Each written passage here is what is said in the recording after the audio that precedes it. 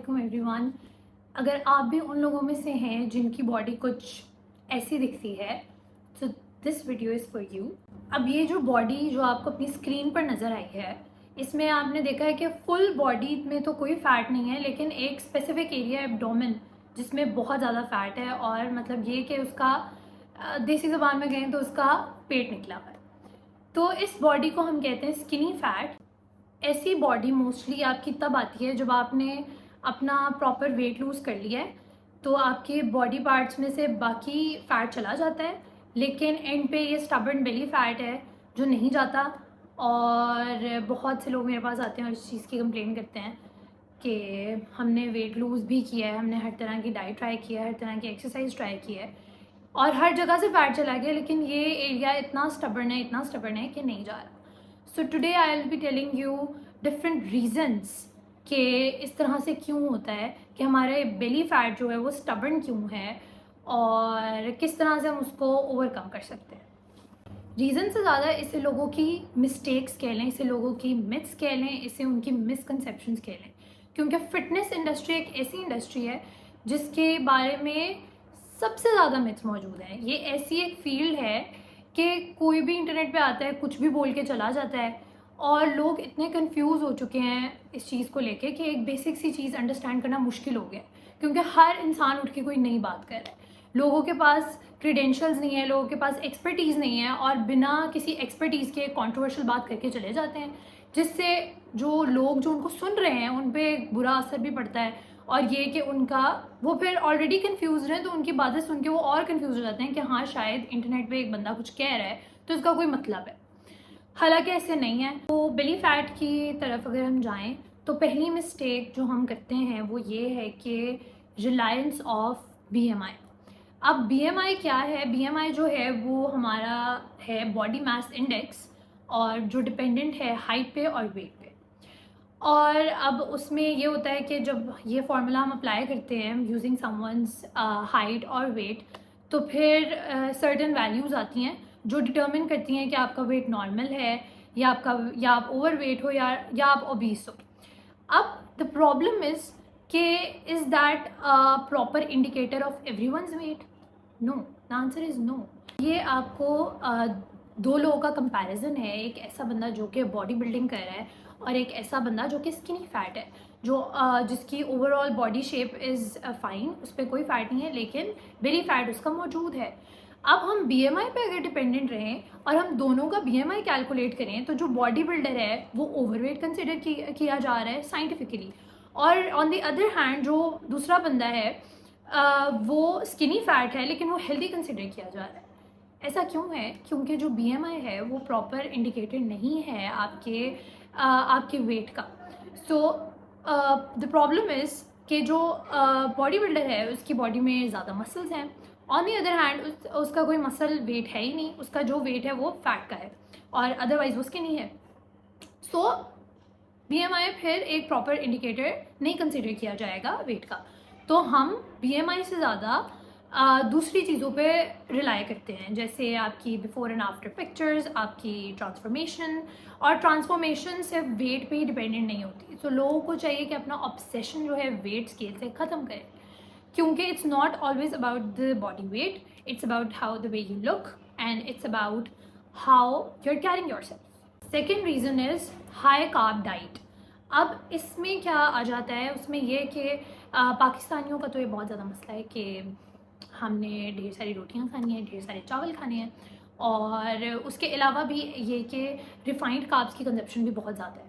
अगर आपकी लाइफ में रिफ़ाइंड कार्ब्स हैं, या घर के भी अगर आप रोटी खा रहे हो, चावल खा रहे हो, ओके दैट इज़ हेल्दी, लेकिन अगर आप पोर्शन कंट्रोल के साथ नहीं खा रहे हो तो फिर ऑब्वियसली जो आपका पेट है वो कहीं नहीं जाने वाला, और चाहे आपकी पूरी बॉडी स्किनी क्यों ना हो जाए, जो आपका पेट है वो उधर ही रहेगा, क्योंकि आपकी डाइट में कार्ब्स की कंजप्शन बहुत ज़्यादा है। तो इसको कम करने के लिए तरीका ये भी होता है कि अगर आप प्रोटीन जो है वो अपनी लाइफ में ज़्यादा कर दें, कार्ब्स की परसेंटेज जो है वो 50 to 55% से एक्सीड नहीं करनी चाहिए। तो इट इज़ इम्पॉर्टेंट कि आपको अपनी कैलोरिक रिक्वायरमेंट्स का पता हो कि what you are actually consuming in a day, तो ताकि आप अपनी जो कार्ब्स की रिक्वायरमेंट है बॉडी में उसको एक्सीड ना करें। और फैट्स को भी साथ, हेल्दी फैट्स और प्रोटीन को भी साथ लेके चले। Third reason is fitness and supplements myths. अब लोग क्या करते हैं कि जिम ज्वाइन करते हैं सर्टन गोल्स अचीव करने के लिए, कि हम जाएंगे जिम में इतना किलो वज़न कम करेंगे और फिर हम जिम छोड़ देंगे, और अल्टीमेटली यही होता है। क्योंकि मोस्टली इधर भी पाकिस्तान में भी एक कॉमन प्रैक्टिस है कि कोई इवेंट आ रहा है, कोई शादी आ रही है, तो हम उसके लिए वज़न कम कर लेते हैं और हम उसके लिए जिम चले जाते हैं, हम उसके लिए डाइट करते हैं। तो इतनी एक्सट्रीम अप्रोच है इधर और इतना एक्सट्रीम माइंडसेट है कि लोग ये नहीं सोचते कि हमारा लाइफस्टाइल ही ऐसा होना चाहिए, हमारा लाइफस्टाइल ही हेल्दी होना चाहिए। और कुछ टाइम के लिए, जब तक वो इवेंट ख़त्म नहीं हो जाता, तब तक सब हर तरह की डाइट और हर तरह की क्रैश डाइट ट्राई कर लेते हैं कि बस किसी तरह हम अपने डिज़ायर्ड गोल तक पहुँच जाए। क्या होगा कि अगर आप मॉडरेशन में रह के जो अपना लाइफस्टाइल है उसको ही एक अच्छा बनाने की कोशिश करें। जो जिम है वो आप पूरी लाइफ के लिए जाएं और पागलों की तरह वर्कआउट करने की ज़रूरत नहीं है। आप 25 से 30 मिनट वर्कआउट करके आएँ जिम में और घर वापस आ जाएं। तो इस तरह की प्रैक्टिस हम क्यों नहीं फॉलो करते? That is a very big question mark हमारी माइंडसेट्स पे और हमारी जो लाइफस्टाइल है उस पे। तो फिर हम कैसे एक्सपेक्ट कर सकते हैं कि हमारी बॉडी एक सर्टन वे में लगेगी जैसा हम चाहते हैं, क्योंकि हम वो चीज़ें कर ही नहीं रहे जिससे हमारी बॉडी को फ़ायदा होगा। अगर आप डाइट्स भी कर रहे हो, क्रैश डाइट्स भी कर रहे हो फॉर अ सर्टन इवेंट, तो जब वो इवेंट गुजर जाएगा उसके बाद क्या होगा? You will be back to your original habits. और ओरिजिनल हैबिट्स वही अनहेल्दी हैबिट्स, वही कंजप्शन ऑफ रिफाइंड कार्ब्स, वही कंजप्शन ऑफ जंक फूड, वही सेडेंट्री लाइफस्टाइल। तो फिर इसका तो कोई फ़ायदा नहीं। सप्लीमेंट्स के बारे में आजकल बहुत मिथ सर्कुलेट कर रही हैं कि प्रोटीन पाउडर्स अगर हम लेंगे तो हमें हार्ट अटैक आ जाएगा, सप्लीमेंट्स अगर हम स्टार्ट करेंगे तो बहुत सारे साइड इफ़ेक्ट्स होंगे। ये ऐसी पोस्ट है जो आप भी डेली बेसिस पे अपने इंस्टाग्राम पे, अपने फेसबुक पे देखते होंगे। और इससे अल्टीमेटली क्या होता है, यही बात जो मैंने स्टार्ट में की थी कि एक कन्फ्यूजन क्रिएट हो जाती है, उसके अलावा कुछ भी नहीं होता। तो ऐसा कुछ भी नहीं है, बस आपने कंफर्म करना है कि जो सोर्स है उस सप्लीमेंट का वो ऑथेंटिक हो, फेक ना हो। अदरवाइज़ उनका कोई साइड इफ़ेक्ट्स नहीं है, बल्कि अच्छा ही है। आपकी अगर आप प्रोटीन ले रहे हो तो फिर आपकी बॉडी में प्रोटीन की रिक्वायरमेंट जो है वो भी पूरी हो रही है। तो इन मिथ्स को छोड़ें और अपनी रिसर्च पे फोकस करें। किसी न्यूट्रिशनिस्ट से कंसल्ट करें, किसी डाइटिशियन से कंसल्ट करें, किसी फिटनेस ट्रेनर से कंसल्ट करें, वो आपको बेहतर गाइड करेगा। फिटनेस ट्रेनर जिसके पास कोई एक्सपर्टीज़ हो, न्यूट्रिशनिस्ट जिसके पास कोई एक्सपर्टीज़ हो, कोई स्पेशलाइजेशन हो, उससे कंसल्ट करें। फोर्थ रीज़न ये है कि एकेडमिक प्रेशर जो है वो बहुत ज़्यादा है स्टूडेंट्स पे पर्टिकुलरली। अब इसका प्रॉब्लम ये है कि जो स्टूडेंट्स हैं वो उन पे इतना ज़्यादा एकेडमिक प्रेशर होता है पढ़ने का और एवरीथिंग, कि वो काफ़ी टाइम दिन में जो है वो बैठे रहते हैं और बैठ के सिर्फ पढ़ते रहते हैं, और जिसकी वजह से उनकी सेडेंट्री लाइफस्टाइल है, कोई एक्टिविटी नहीं है।